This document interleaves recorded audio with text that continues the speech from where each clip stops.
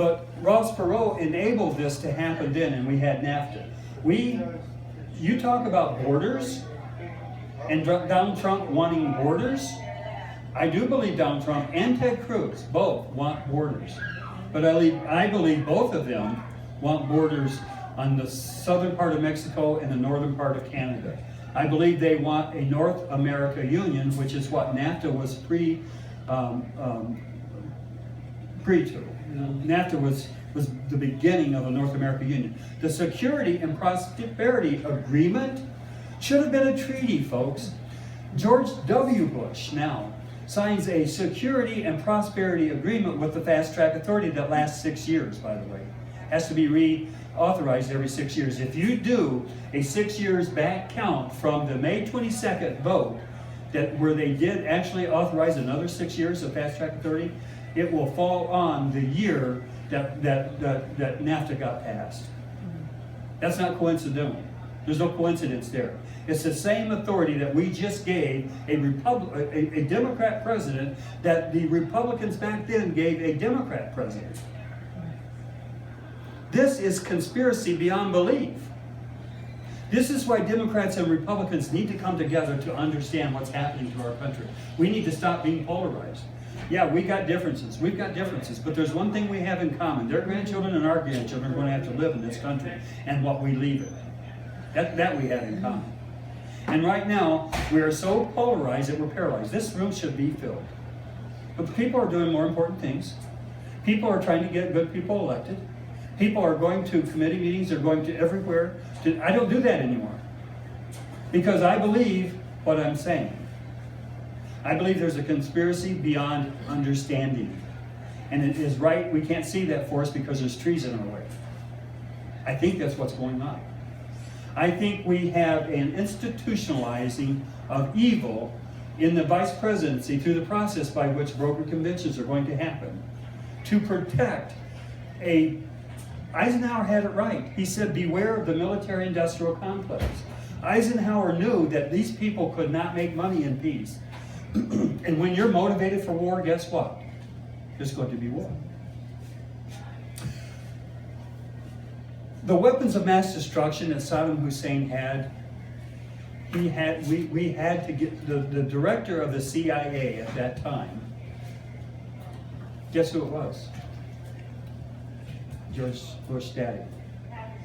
And he also had controlling interest in two firms, him and James Baker, in Boca Raton, Florida. They were weapons manufacturers. They were chemical and biological weapons manufacturers. Okay? They are corporations without borders. This is the people then that I talk about now, that we don't know their names. Some of them employ families. Some of them cause our kids to eat, college, school, shoes, everything a family needs. Some of these multinational corporations create paychecks. But George Bush daddy then had controlling interests of mustard gas manufacturers and the weapons of mass destruction, chemical weapons, that were sold to Saddam Hussein, brokered by the CIA director. Illegally, according to the law of nations, he would go to jail. George Bush daddy would go to jail if what I am saying were ever proven to be so. Where did Saddam Hussein get those chemical weapons and biological weapons that affected John Tomlinson? You see why I'm so passionate, folks? I've got a friend now. Because we send these kids in our name, because we can't go.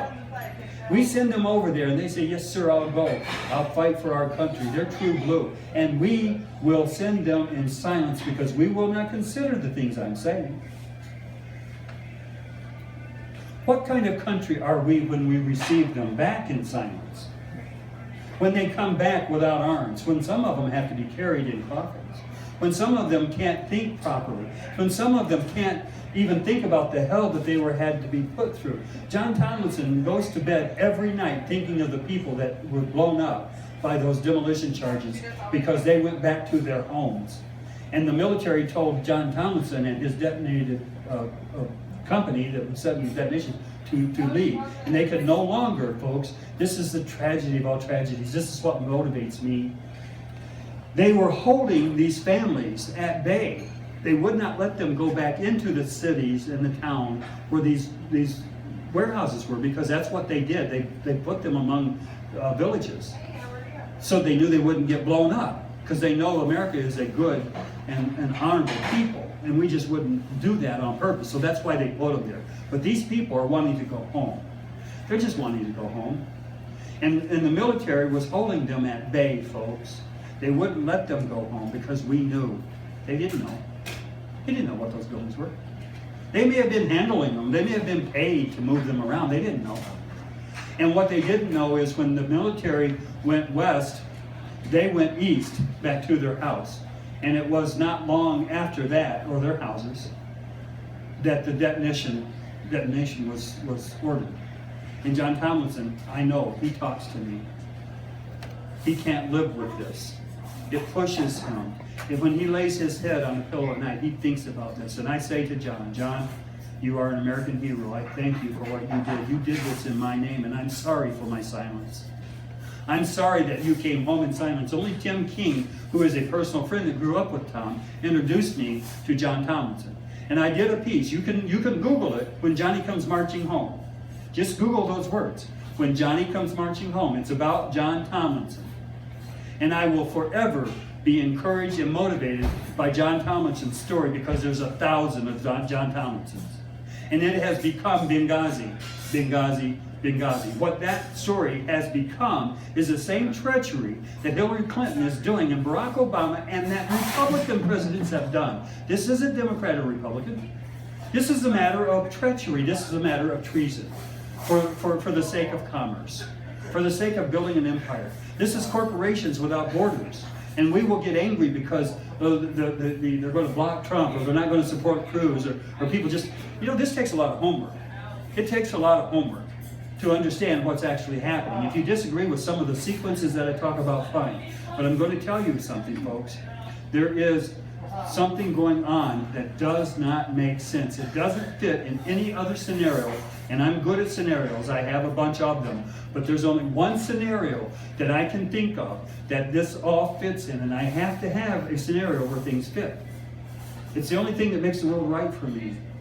Because understanding the problem, then you can create a solution. If you don't understand what the problem is, there'll never be a solution. And the one thing that they do not want us to do is understand the problem.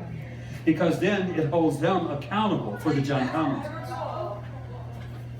And it holds them accountable for us sending more troops to overthrow Assad. The Benghazi fiasco is directly related to this treasonous treachery.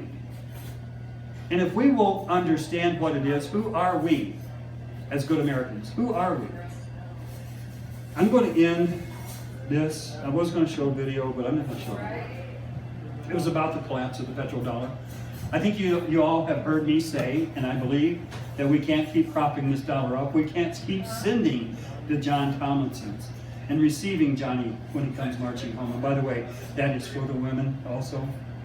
It's just a term.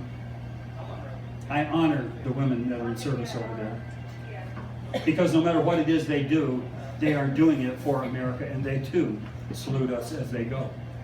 And they are going honorable. But will we continue to do that? Not knowing and not understanding what the consequence is? My goodness, folks, we've got our little grandchildren. I've got 11 of them. And right above the kitchen sink, I've got a picture. Every one of them, my wife has them lined up there, different ages.